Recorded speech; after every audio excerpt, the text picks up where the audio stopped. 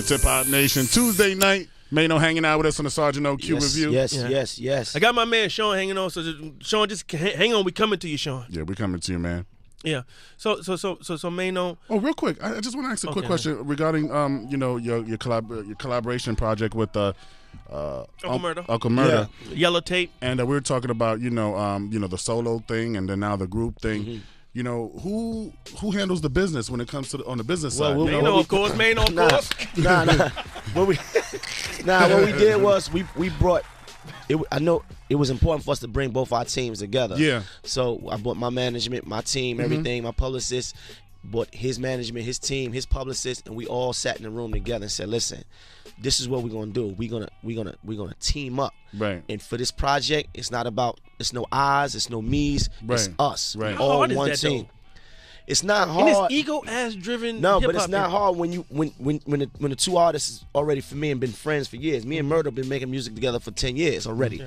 So it's harder when we don't know each other and we got to explore each other. We don't really know. We was already like that. So it was easy for me to say, yo, look, we're gonna have a meeting in my studio, we're gonna all come together, we're gonna all be on an email chain, we're gonna all share information, and we all gonna do press, and then we came up here together and we did everything together. And you guys decide on that from the get.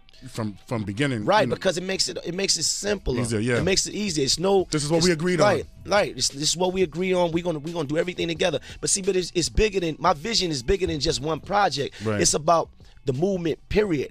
Anything that man do, I want to support that. I want everybody to see me support that. You understand? Because it's not about just one nigga trying to be that nigga. It's about everybody. It's something for everybody. Right. So anything he got going on, I'ma support. He do a show, it's a chance I might pop up, and vice versa. And when we could get back into that space of supporting each other, then that's when we come on, DMX, Jay-Z, everybody was out at the same time. Right. You remember that? Right, Rough Riders, Rockefeller, Bad Boy. Everybody doing records together. Come on, yeah. we could do the same thing. I wanted to ask you, because as I am in the military, and so many of my the people who I serve with are corrections officers, they are police officers.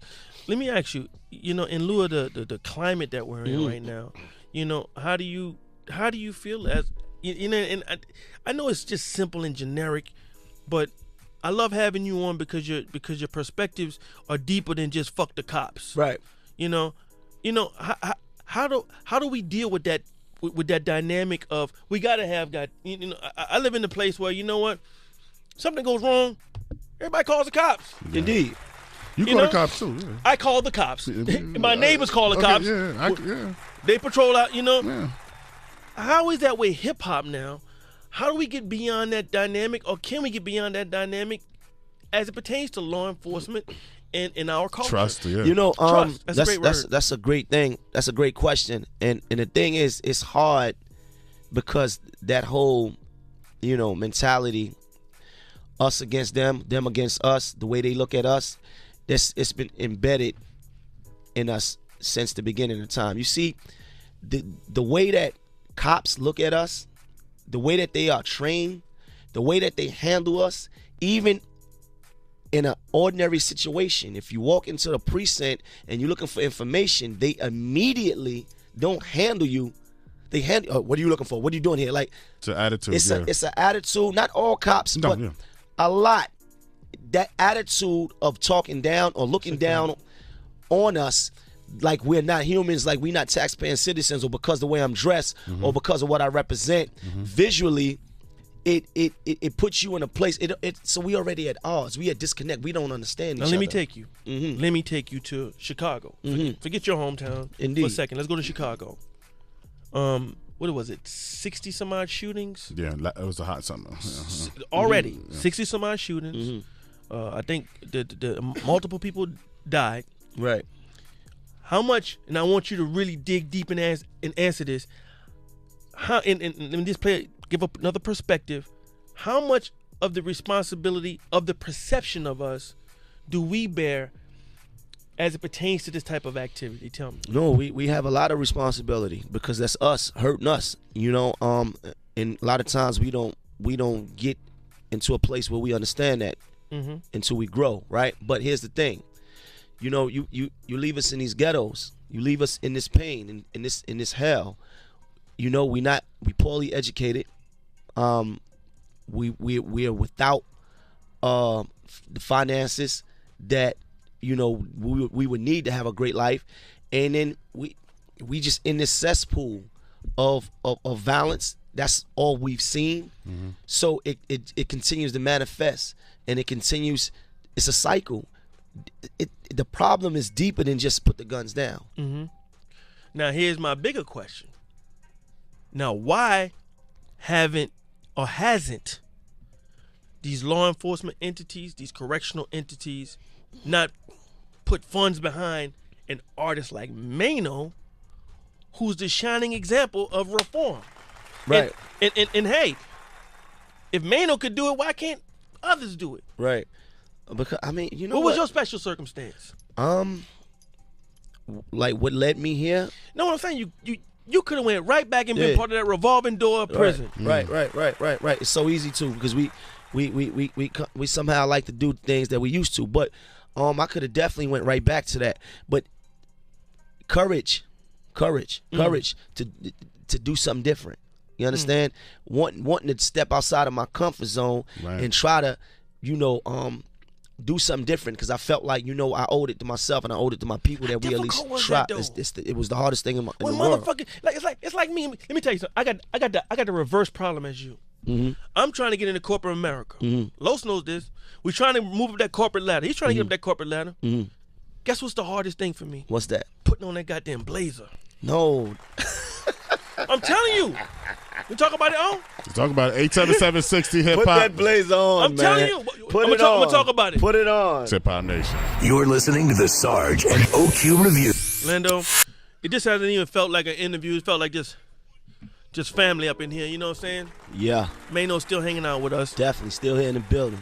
We were talking about, just change. Oh, getting out of that comfort zone. Getting out of that comfort zone. And I told you, like one of the biggest things that I've noticed is that as I try to move up the corporate ladder and do things more corporately, one of the hardest things is putting on that suit, because I don't get it from white folks in the office. I get it from the black folks. You trying to move up the ladder.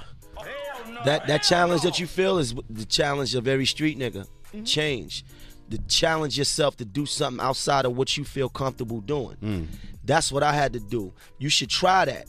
You should try it, to challenge yourself, to allow yourself a little bit of change. Change is good, man. So you coming out of the prison system, mm-hmm. Reform and all this stuff like that. You got a skyrocketing. Mm-hmm. You have a rap career waiting on you, a hip hop career, or a career in hip hop waiting on you. But the old life, mm-hmm. and then the persona of Maino. Mm-hmm. Top it off. Let me keep it 100 with you. You got a scar on your face. Mm-hmm.